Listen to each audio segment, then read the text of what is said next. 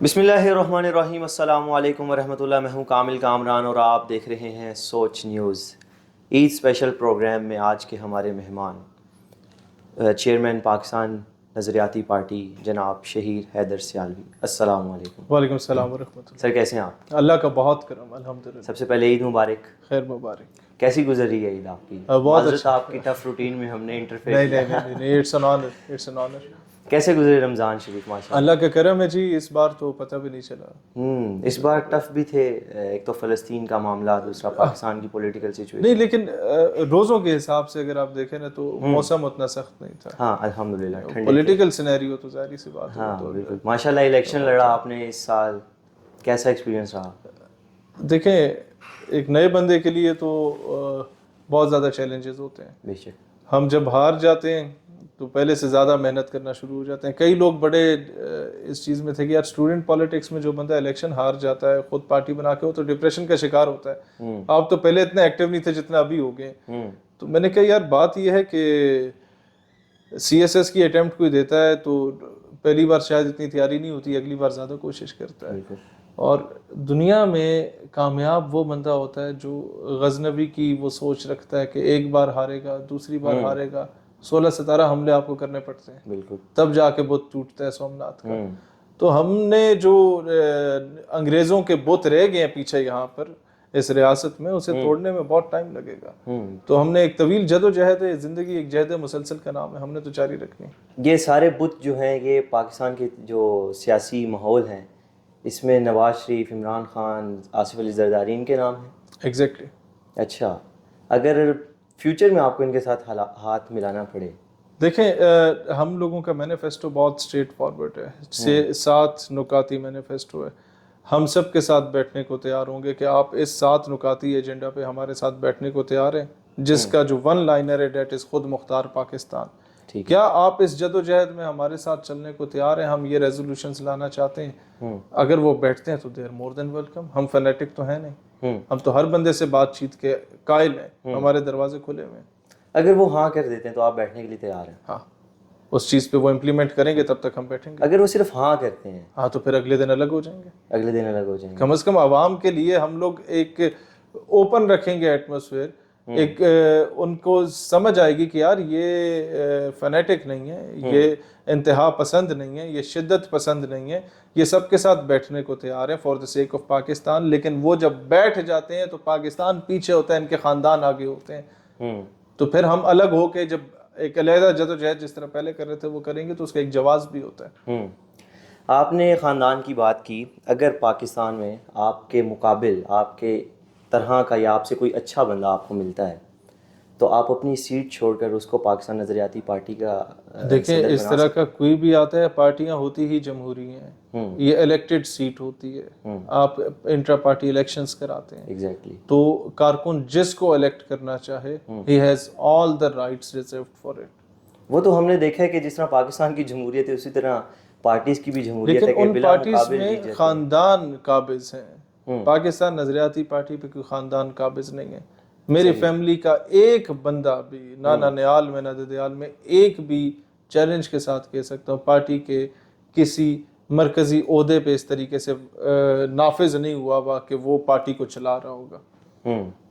تو this is the difference, me and my family والا نظام پاکستان نظریاتی پارٹی میں نہیں ہے، نون لیگ میں ہے، پیپلز پارٹی میں ہے۔ آپ صرف یہ اگزامپل لیں، زرداری صاحب صدر مملکت، ان کی بیٹی کو خاتون اول بنا دیا گیا، ایم این اے بنا دیا گیا، ان کے مقابلے میں جتنے بندے تھے گھروں پہ ریڈ ڈلے، دھمکیاں دیں، خریدنے کی کوشش کی، بلا مقابلہ جتا دیا۔ اس کے بعد آپ آتے ہیں فریال تالپور صاحبہ، ان کی بہن، ان کے آگے جو ان لاز میں ہیں وہ بھی سارے ایم این ایز اور ایم پی ایز۔ پھر آپ آ جاتے ہیں زرداری صاحب سے پہلے وہ ان کا بیٹا بلاول، وہ بھی ایم این اے۔ پھر آپ نواز شریف کی فیملی میں آتے ہیں، نواز شریف پارٹی کا صدارت اس کو دی ہوئی ہے۔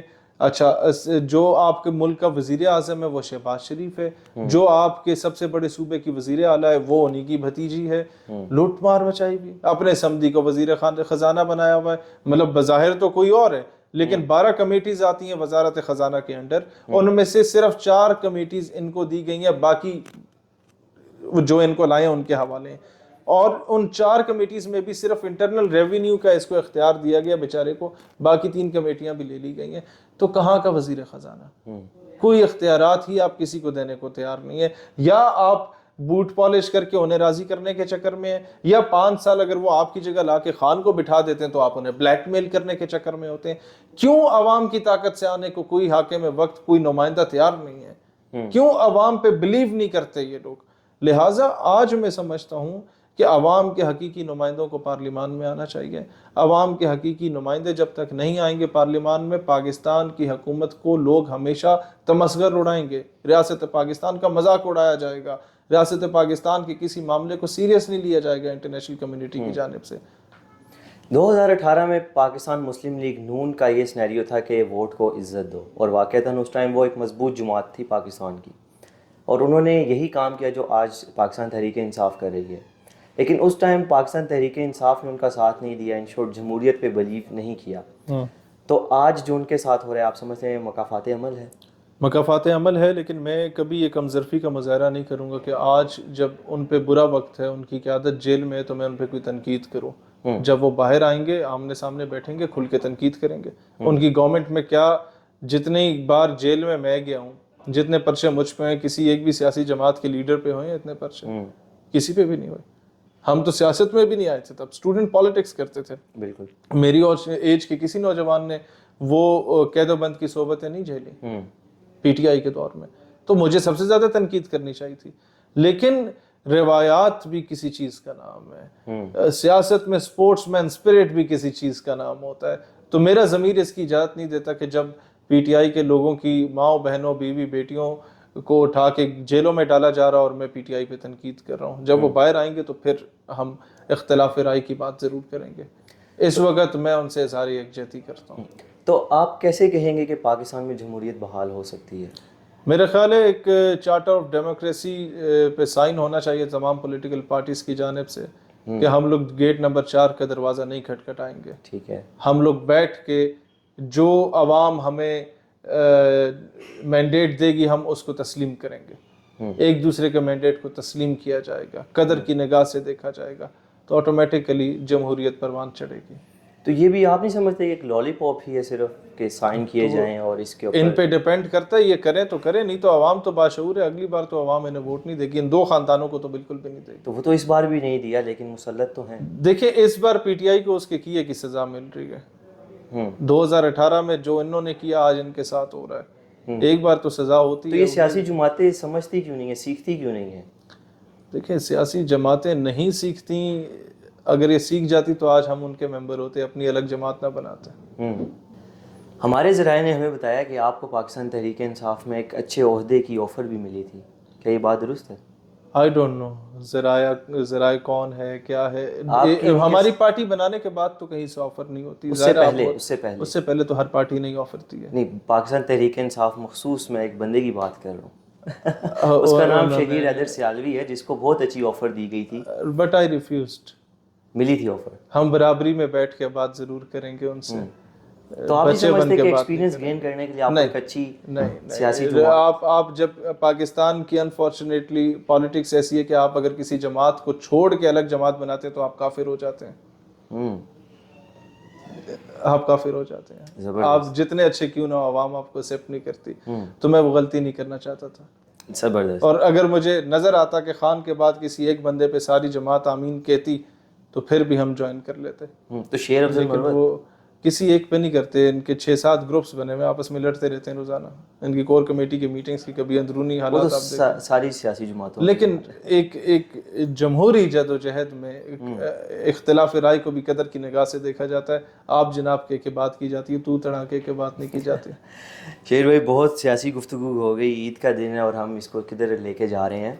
تھوڑی سی اب مزے کے سوالات کرتے ہیں. آپ کا بیٹا ہے ماشاءاللہ صلاح الدین, کتنے عرصے کا ہے ماشاءاللہ؟ 4 سال کا. 4 سال کا. اسکول وغیرہ ابھی تو شروع نہیں کیا, عید کے بعد ابھی دیکھیں گے. کیا ارادہ ہے اس کو, کیا پولیٹکس میں لے کے آئیں گے؟ آئی وش کہ فوج میں جائے. فوج میں بہت بڑی بات کر رہے ہیں. آئی وش کہ فوج. دادا کے نقش قدم پر, دادا کے, چاچا کے, اپنے باقی سارے ٹبر کے نقش قدم پہ جائے. مطلب پورا سیاسی بیک گراؤنڈ آپ کا فوجی ہے. سیاسی نہیں, فیملی بیک گراؤنڈ. فیملی یہ تو آپ تہمت لگا رہے ہیں. فیملی بیک گراؤنڈ سارا فوج کا ہے. الحمدللہ. زبردست. تو مطلب آپ کا جو بیٹا ہے وہ انہی کو فالو کرے گا؟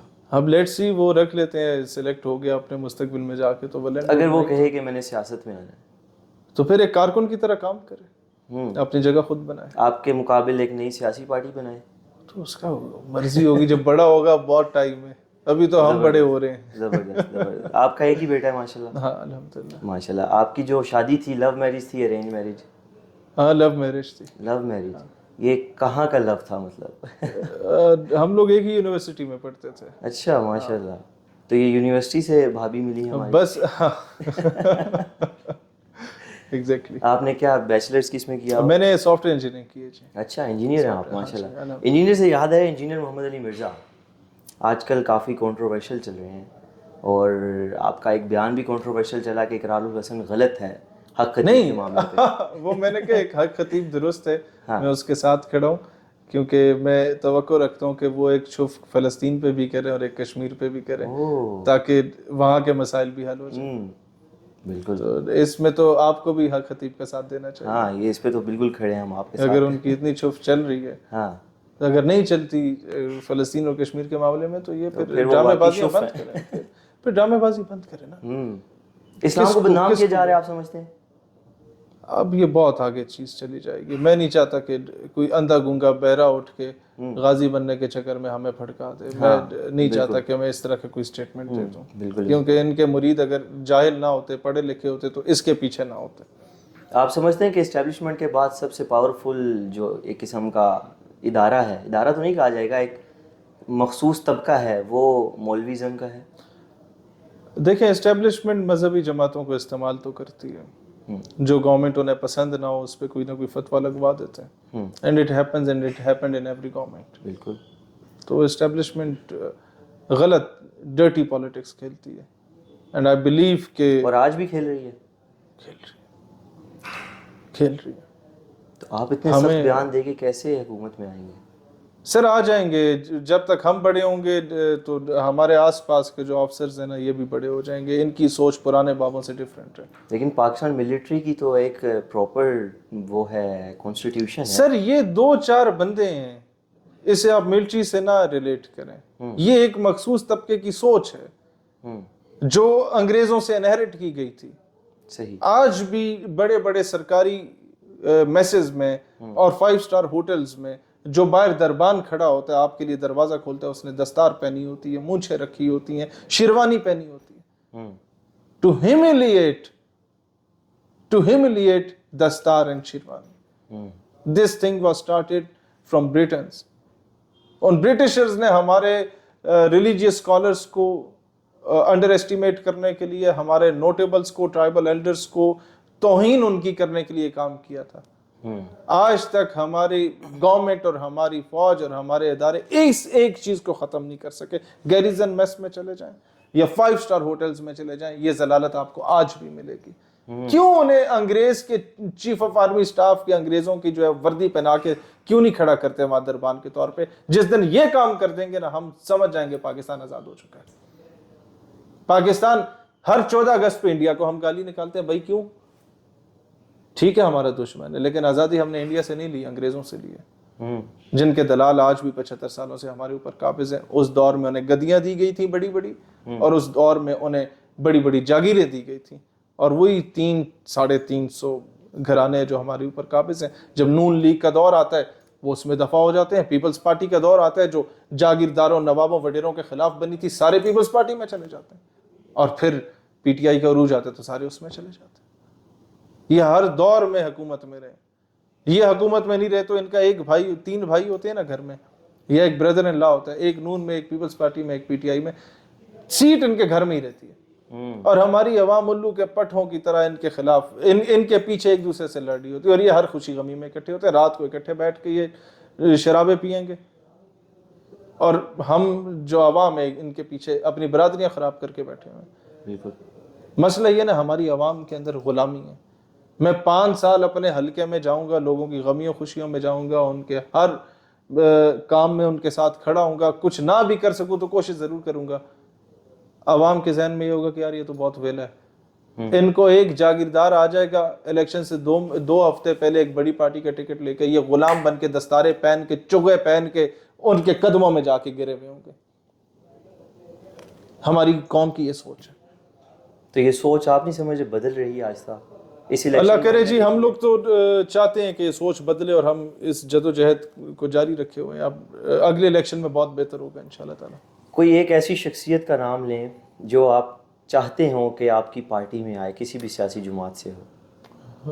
جمشید دستی, جمشید دستی, علی محمد خان, قمر زمان کائرہ صاحب, اچھا, مرتضیٰ کھوکر, مصطفیٰ نواز کھوکر صاحب, زبردست, مطلب چودھری نثار.